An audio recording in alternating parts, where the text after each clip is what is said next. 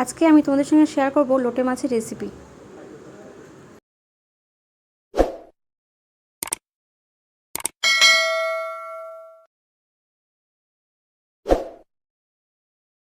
আমি এখানে কিছুটা পরিমাণ লোটে মাছ নিয়ে নিয়েছি। এর মধ্যে আমি নুন হলুদ দিয়ে মাখিয়ে নেব।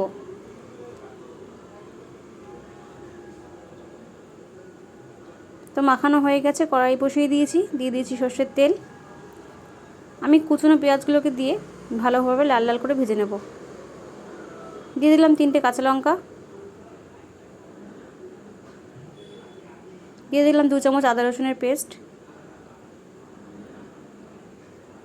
আমি আবারও ভালোভাবে নাড়াচাড়া করে নিচ্ছি। আমি এবার দিয়ে দেবো টমেটো কুচো। টমেটোটা দেওয়ার পর আমি আবারও ভালোভাবে নাড়াচাড়া করে নেব। দিয়ে দিলাম নুন, দিয়ে দিলাম পরিমাণ মতো হলুদ গুঁড়ো, দিয়ে দিলাম লঙ্কার গুঁড়ো, দিয়ে দিলাম জিরে গুঁড়ো। আমি এবার মশলাটা ভালোভাবে কষিয়ে নেব।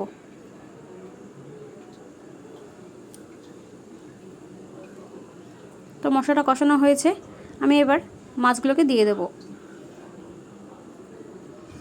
মাছগুলোকে দিয়ে আমি ভালোভাবে নাড়াচাড়া করে নেব।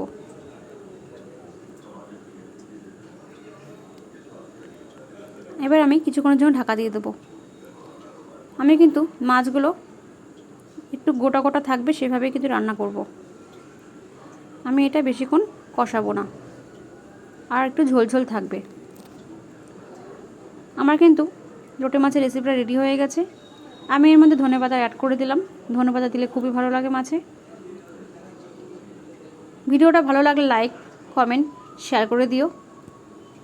দেখা হচ্ছে পরের ভিডিওতে।